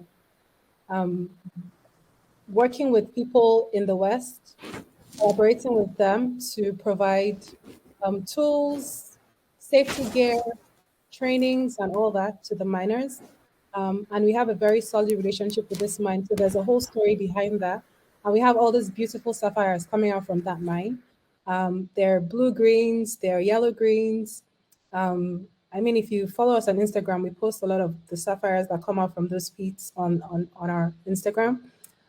So we're able to actually supply some of these stones to jewelers, both locally and in the West. So if you connect directly to us, you're able to purchase this directly, and you're literally buying the gemstones from the mines. That's what you're doing. I love that, Amina. And that's something that, myself as a designer, we've connected on and had conversations on how can I directly purchase from you. I have clients who have, expressed interest in purchasing stones directly from mines. And you've always come to mind for that. And, I've had customers also bring stones. I just worked on a tanzanite custom piece a couple of months ago, and they brought the tanzanite themselves. They're from Africa. And so they wanted to be intentional about that, and also found me through way of being intentional. So I think there is a consumer who is looking for that, and there are also people who want to support that. And I think, like you said, just making sure that you're intentional about each step of the process really helps bridge that gap and amplify that. So thank you. Adesuwa, I wanted to give you a moment to add into the conversation. Thank you for your presentation and for the work that you do. And I wanted to ask you, how do you stay inspired? How do you, through your work, maintain your level of inspiration to continue to pour into the community that you work with? And I believe you're still muted if you want to unmute that. I'm sorry. I came late to the program. I apologize. I had technical issues, so I don't know what you said at the beginning. So forgive me if I repeat, or I'm not aware of what you had discussed earlier. But how am I inspired? I tell you, I'm coming from a totally different angle. I was not very familiar with what we had here in Nigeria, and this has been a huge learning process for me. What my skill is really is bringing together partnerships and collaborations, and coming into this mining space and seeing what the share potential is. It's mind-boggling that we have not done anything about it, really. And I haven't met Minna Stones yet, but I have heard about her work, and it's nice to be meeting her on this program. But then just 2 days ago, we had this Golden Gemstone conference exhibition in Lagos. And what that did was we had about, I think, a total of 32 exhibitors. And, we had gemstone miners from all over the country. And we did have the gemstone miners as well as jewelers from Uganda, Ethiopia, Zambia, a few other countries, Congo, I think it was. And it was just wonderful to see what stakeholders in the industry could look like and how much support they can get. Collaboration is key. We've had, in terms of what can happen, we've been talking to a few investment type groups, and they are looking to see if we can all come together rather than trying to support one little group here and the other there. If we can come together to figure out what the absorptive capacity is of this sector, then together we can probably put together a fund that people could now apply to, so that we could pull from there to support our beautiful jewelers and the kind of work that they do. The heart cry, when you say what inspires me personally, I look to see, I'm getting, a little older, and I see my children have done well, and all of a sudden there's this opportunity to be a plus in this sector that needs this support. And I'll give you a little story. We had our maiden edition of this conference last year, and one of the ladies who was working as a jeweler was walking around, making friends, and she came across a few of the local jewelers from Osun State. And she asked them, how do you make this jewelry? And they proceeded to describe to her how they burn these coconut shells to create the heat. It was she just couldn't believe that they were still using this process that took them probably about 24 hours, when in her workshop, it would take her 1 hour. So she came to us and said, look, this is ridiculous. They're making this jewelry and it's wonderful, but the amount of time they spend on this one piece, I could do that with the equipment that I have in an hour. So, and it didn't take long for everybody to kind of get together and just kind of pass them a few tools. So it is tremendous what one person can do. But imagine if we all come together and say, you know what, let's solve this one. We can't solve it all, but let's solve this one problem. The other thing is, when you look at it on generally speaking, we have the issues politically, we have the issues with what's going on, safety and all of that. We can't solve that, but we can be a responsible source. I belong to Women in Mining, and basically what they're saying is Women in Mining is a non-profit organization, but what we're trying to do is, it's made up of different business women who are part of this organization. So the idea is, let us identify those who we can do that, know your client, so that we can now as a group say, okay, we can vouch for this group. And we know that they can produce, and we've seen them produce. And because of that, what would take them 1 year, what would take them 5 years to do, because they have a backing, it would take them 1. And this is the sort of thing that one has been doing in other spheres. Now it's time to open up to this industry and to encourage women to come in. The other thing I noticed is that for this particular conference that we had, like I said, we had about 30 say 30 plus groups come out there. But for every one that came out there were 10 that couldn't. Because of the cost, you have to pay for transportation to get there. You have to pay for your accommodation if you don't live in Lagos. Then you have to pay for the spot, and then you have to, it's just a lot of money. Meanwhile, the skill is there. So what we're trying to do for the next one is to create opportunities where they really don't have to pay, and we can showcase what they do so that we can get some kind of attention and get Nigerians to now start buying their own. Most people who can buy are loving the products that they get in Dubai and they get in all these other countries, Italy and all of this. But we can produce that same jewelry here if we have maybe some more equipment. The other thing that keeps me inspired, and this is the last thing I'll say, is we are trying to merge our jewelry with fashion. Mm-hmm. Nigerians look what Mazzi is wearing today. Yeah, I mean, she's properly dressed as far as we're concerned, you know. We love our own. So we're trying to say, let's wake up that jewelry. Let's ride on the back of fashion. Let's ride on the back of music. Everywhere you go now in the world today, people love African music. They love our fashion.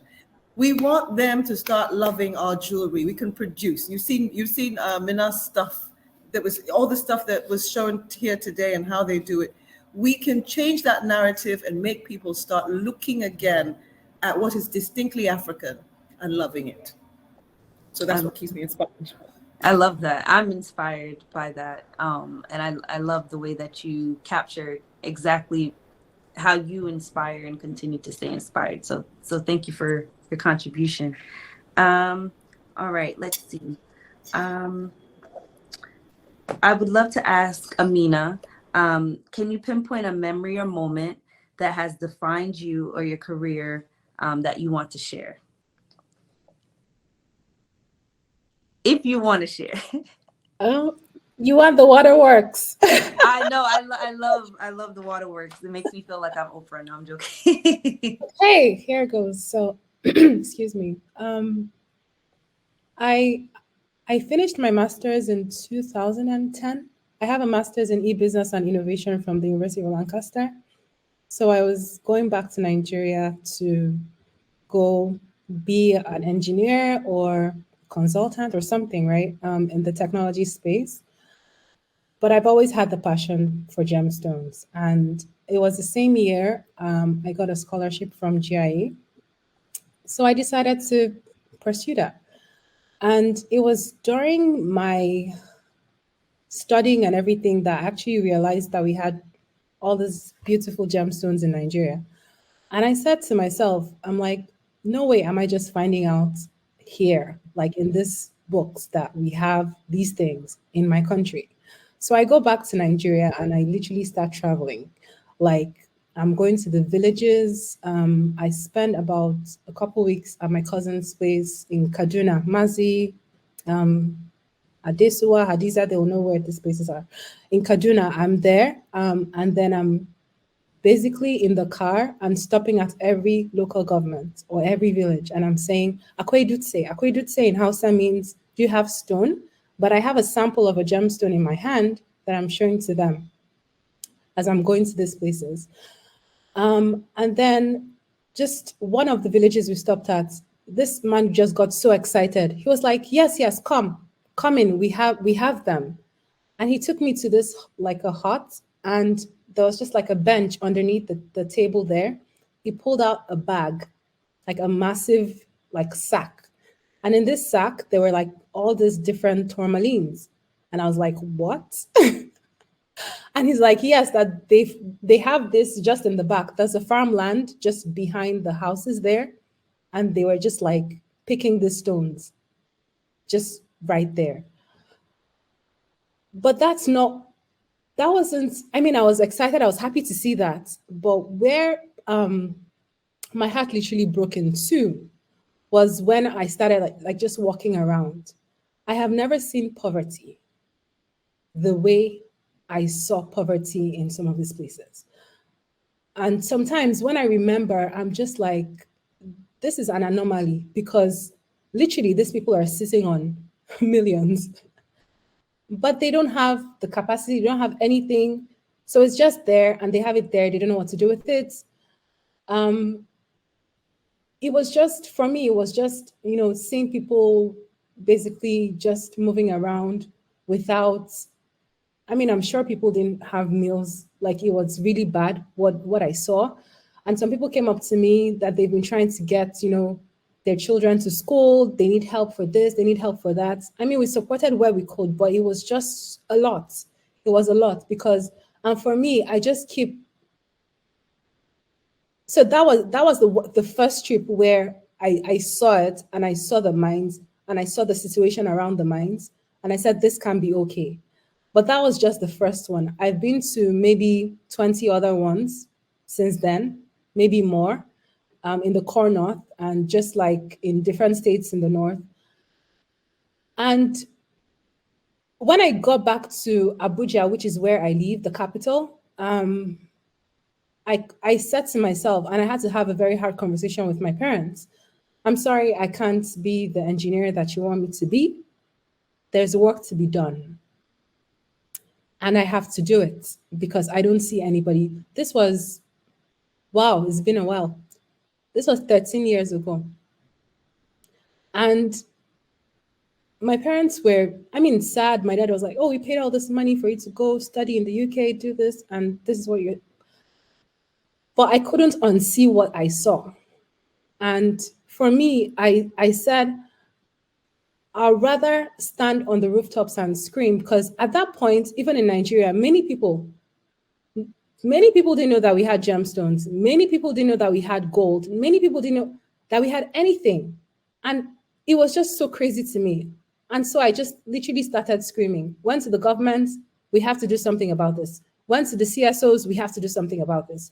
And that was literally how we started we actually had the first gemstone exhibition in West Africa in 2015. And I organized that with the government of Nigeria. And since then, there has been little gatherings here and there, but as Ms. Adesuwa said, I think there needs to be a more come together type of structure for it to make the effect that we want it to make. But Malyia, I think I've answered your question. That moment for me was just life-changing because obviously I changed my trajectory from being, even when I did my GIA, in my head, I was still like, oh, I'm going to be this fancy jeweler, having all this, because you see the amazing jewelry out there and you're like, but there was work to be done. And I really wasn't seeing anybody doing that. So that's really how, part of the story for us, how we started this journey I love that. And I love how you answered that call, right? Me and you, we've had, lunch, and we've talked about how jewelry calls you, how gemstones call you.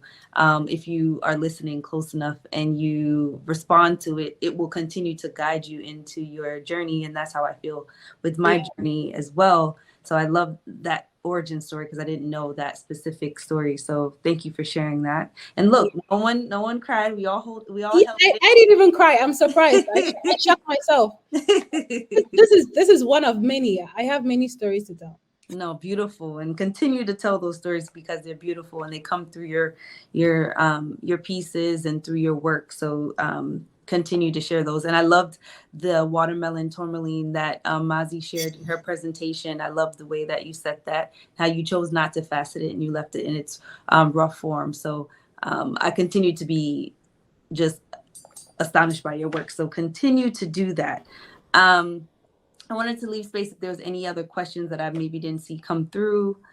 I wanted to, let me add to what, in terms of where we're headed with this, because what you find when we're dealing with stories is, it's all about, who's, just like how Mazzi said, it's all about who's speaking and what that story really is. And what we did, the other portion of the story I wanted to talk about was our partnership with Silverbird. Silverbird has this, everybody in Nigeria knows they have the Most Beautiful Girl in Nigeria pageant. And they've been doing that since 2006, I think it were. And this year, is it? Yeah, 1996. 1986, I think, is when they started. So it's been many, many years. But this year, they changed that from the most beautiful girl in Nigeria to the Miss Universe. And they reached out and said, you know what, we would really, instead of purchasing a crown from Europe or America, can we literally make a crown? And this was like 3 weeks to the event. So we thought, okay, how's this going to happen? Now, if we go to a jeweler, the person who designed the crown is a Nigerian that lives in the UK. We had to find somebody who was going to donate stones because they didn't want to pay for it, really, because it was not part of of their budget. So could we pull this off? It took collaboration. We found the miner who was ready to donate stones. We found a faceter who was able to say, you know what, I'll bring the beauty out of the stones. We had to use 2 of them. And then we found the person who was going to do the craftsmanship. And by the end of the day, we produced a crown that was distinctly African, inspired by the African motifs in our cloth and all of that. And at the end of the day, with the announcement of Miss Universe, we have an African-inspired crown made by Nigerians, from Nigerian stones, from Nigerian silver, everything Nigerian. And we're saying to people, we can't do this overnight, but with collaboration, you know, I should be, if I call you and say, look, this is not, it's not for money, but we will get there. Maybe the next crown, we will get a sponsorship for it. Maybe, you know, but then this story changes. Nigerians start wearing their own clothes and wanting to have their own jewelry. Then people want it as well. So if we can keep this going, honestly, I think very quickly, we can make things happen together. So that's what this is all about, building collaborations, building partnerships, ensuring that we have, right-thinking people like SNAG. I'm so delighted to be a part of your community. I'm just finding out what you have. It's brilliant. I learned so much today, you know, just being in the program, just watching the different videos, and, you know, it's like you just get this exposure in one day. It's fantastic. And if we keep doing this, thank you for projecting West Africa. Thank you for helping us to see what is out there and giving us this kind of exposure. We need it. And we have, Nigerians are resilient people. We've gone through, in terms of what we have and where we should be headed, it should be big time if we have the help. And everybody can enjoy this, not just Nigerians. I'm talking about Nigeria for Africa and Africa for the world. We've got it here. If we can be a part of it, we can be inspired. The Benin bronzes that you just saw go back generations. There's so many, when they talk about that guild, there was a certain part of Benin. I'm from Edo State, by the way, but there's a certain part of the city that was just made for bronze, for people who made bronzes. And this culture is there. We were beginning to lose it. You know, where you had third generational goldsmiths. Now you still have snippets of them, but it's not like before where we had a culture of this. It's not difficult to bring it back when people realize that it's important and they can make a livelihood out of it. So as much as possible, we want to encourage our young people by encouraging them, by building capacity, by showing them that it is worthwhile, by bringing off-takers to take these jewels out of their hands.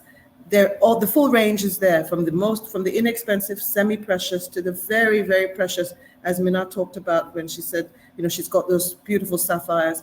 We've got all kinds. We need to wake up and figure out how to get this done. Thank you. Thank you.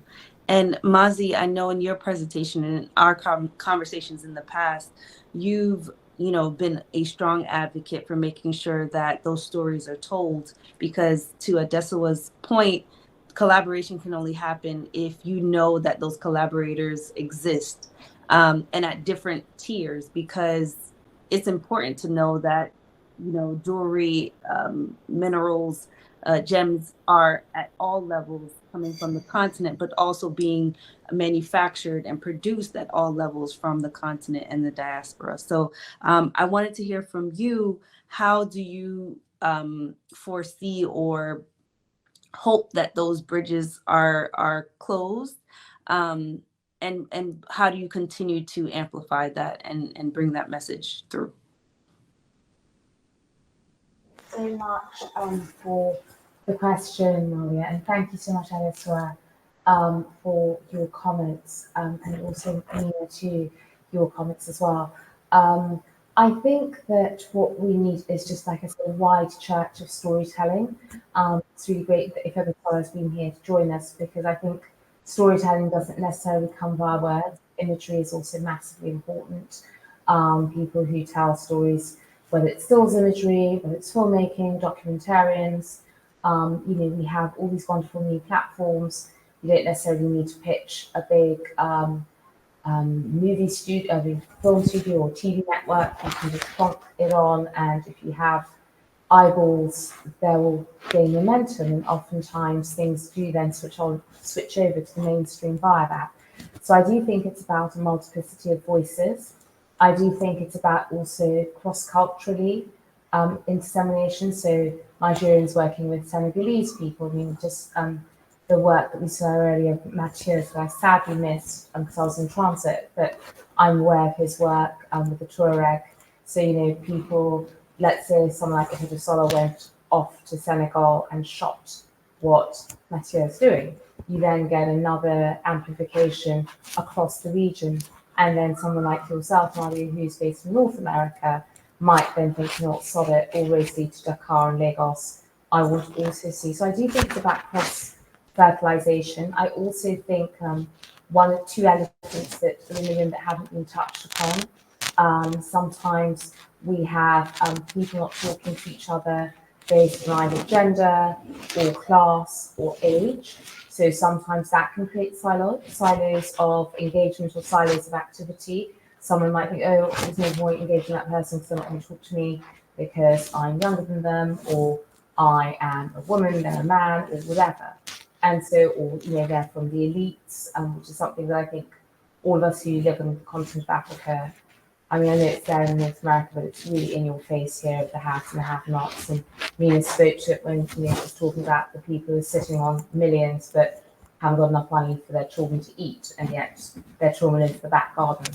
So I do think it's that cross-cultural and actively almost pushing against your own barriers of interaction, which will create wider amplification, also wider opportunities. I love that. I wanted to ask oh, he's gone again.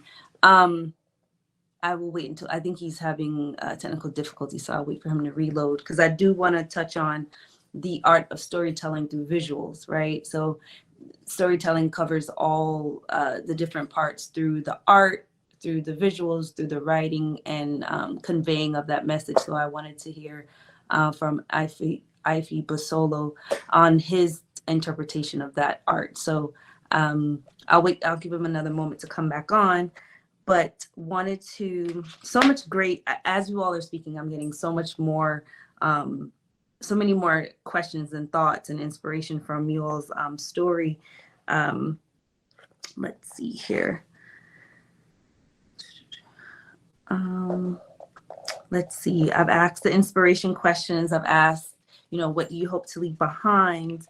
Do you all have any additional thoughts that you might want to share after watching the other presentations that you want to add to the conversation?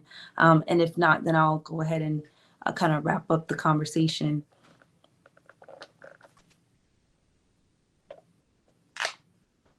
I just want to say I'm really excited. So excited, I truncated my evening plans to be here. It's so important to be part of this conversation. And I think it's really great, the intentionality. Ifebusola is back. You back? No? No, not yet. No, because he sent me a message saying he keeps cutting off. But I think he's trying to come back on. But no, I think it's really exciting that we are here. And I think the more people who are here, and obviously the conversations we'll have offline, various activations, various ways we can work together will, do amazing things within the ecosystem, both the micro and macro level. Sometimes it's also just nice to find your fellow jewelry fan, your jewelry nerds together, because you might just all of us be working in our silos, whether you're on a bench or you're beyond the bench. So I'm thrilled. That's a bit sort of cheesy, not sort of low, but I think it's really great for us all to be here. I think. Okay, hi. Can Yes, we can hear you you guys now. hear me? Yes, thank you. I know you. I can't hear you guys though. I don't know. I have no idea what's How do we set going them on. I'll write my question. Okay. Okay. Hi, I'm Ifebusola, and it's a pleasure to be here. I believe I missed my presentation already.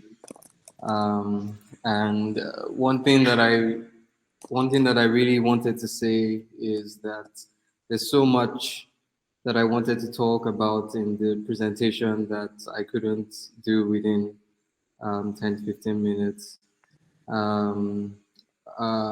I know that in the beginning I had said that I would talk about like something about possible like growth for like the foundry and the practice. And the one thing that okay, so firstly, like I didn't know that Mr. Phil was going to be presenting as well. And when I saw like the email and saw his name, then I decided to have a call with him. So this was like months after I had been to his foundry. So I had a call with him when I was putting together the presentation, just to get a bit more like context, because for me, I mean, I spent 2 days there, and I sort of like had like an assignment, as much as like everything that was going on was interesting and the interactions were interesting. I had like an assignment, and so for me, I didn't really get to like think like deeply about like metalsmithing and like what it means like as like a craft or trade. And so after my call with him, I learned like quite a bit. And the one thing that I wanted to say about like potentials for growth is, so in the, like traditionally, the members of the Benin Bronze Guild are not allowed to teach their daughters how to like cast the bronze pieces or objects. And the reason why is because they want the trade or like the skill to remain like within like certain bloodlines. So they say like, okay, like if the woman marries outside of let's say like the tribe or something, then like she could teach her husband like the techniques and all of that. So they didn't want that. And one challenge that they have right now is that the youth are not really interested in the craft, or like most of the male youth. And so I said to him, I said, like, have you ever considered like putting it forward to like the guild? Like, why not like teach the daughters, why not like make it more like open? Because he said to me that I think, hello? Can you hear me still? I think, can you hear me? Okay, sorry. Oh God. Okay, so I was saying to him about, I was asking him rather, like, if you're always like focused on like the male child, to sort of like carry on like the tradition and like you're not like sort of like making it open to like women who want to learn as well, you know, and then you're complaining, oh, we don't have people who would like keep the tradition like alive, you know. Then like, are you really gone in for like growth, you know? Are you really like gone in to like keep the tradition alive? And he said to me that this was something that he had considered, because so traditionally it would be like the firstborn of the family who would like take after like the father, you know, in like the trade, like take over the foundry. But for Mr. Phil is the second son. His older brother is not as interested in metalsmithing as he is. But he said to me that he doesn't want the tradition to die in his time, you know. And I'm like, yeah, like if you don't want the tradition to die in your time, then like we need to start like really thinking about like, okay, like what other options are there, you know, like, and what how much does it really affect the tradition, like if other people like can learn metalsmithing, you know.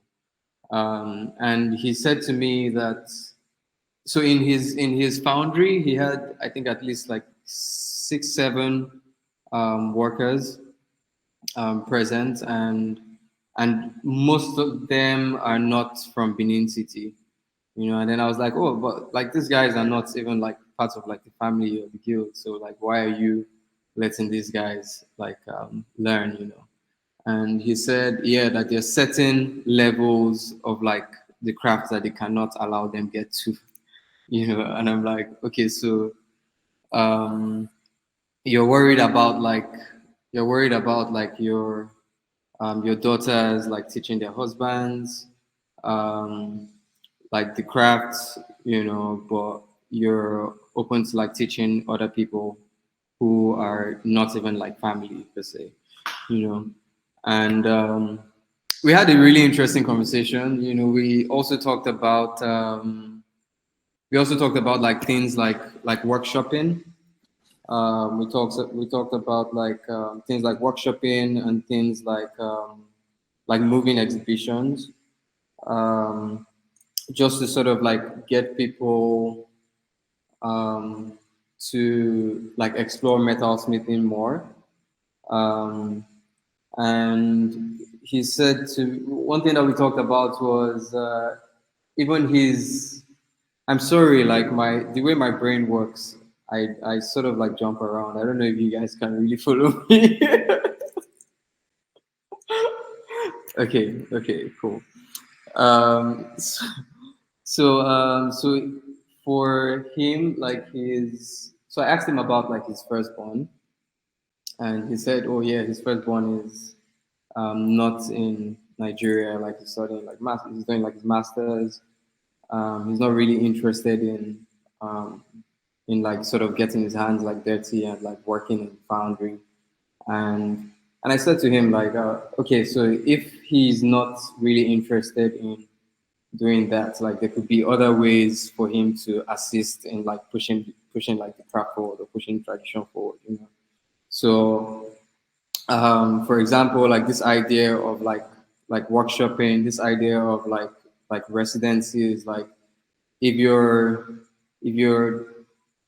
child isn't like really interested in being in the foundry and working, but like is really passionate about or really likes the fact that you're passionate about what you're doing and wants to support, you know, then maybe you guys can think about like how to make this sort of like residency type like workshop or something work, you know.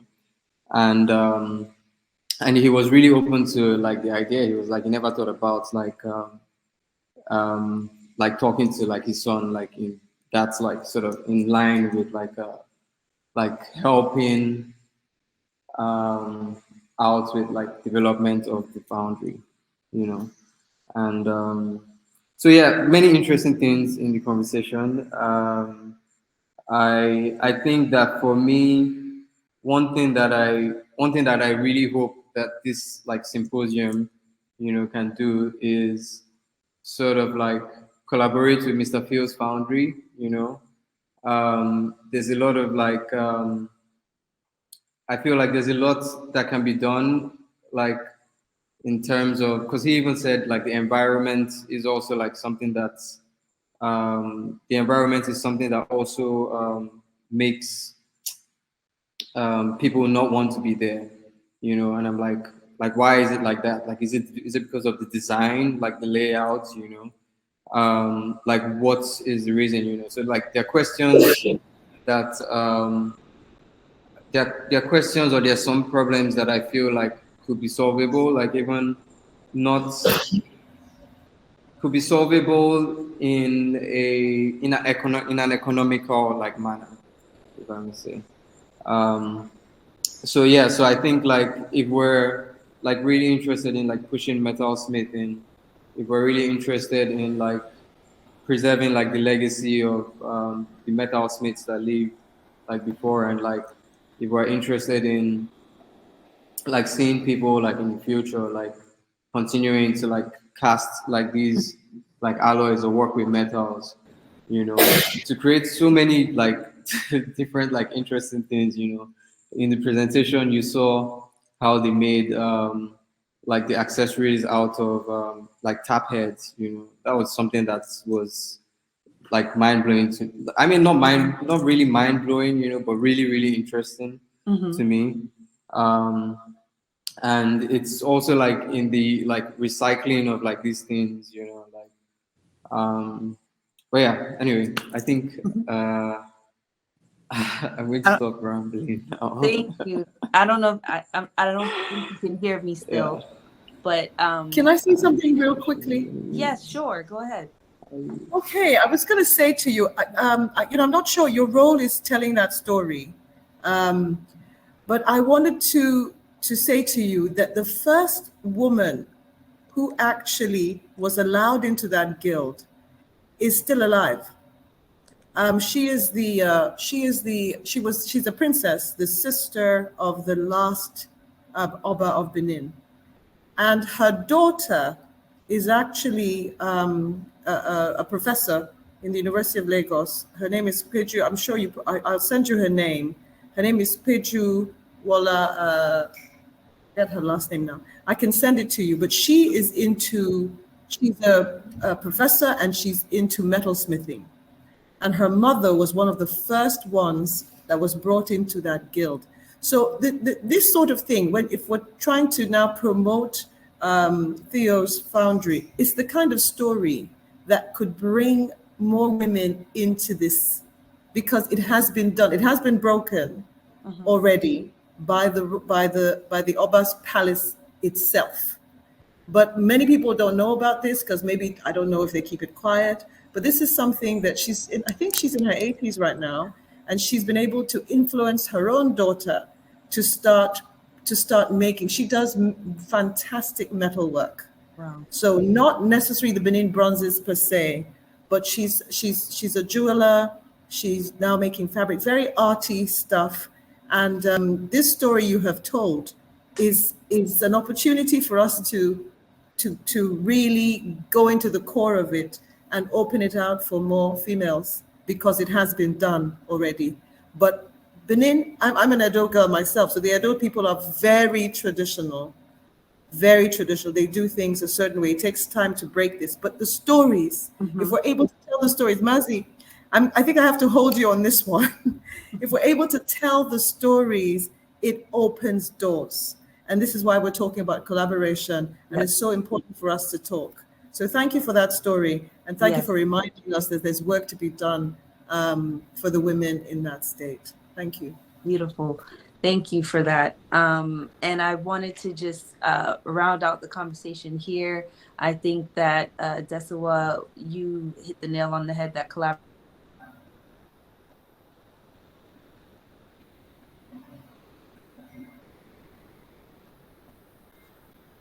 That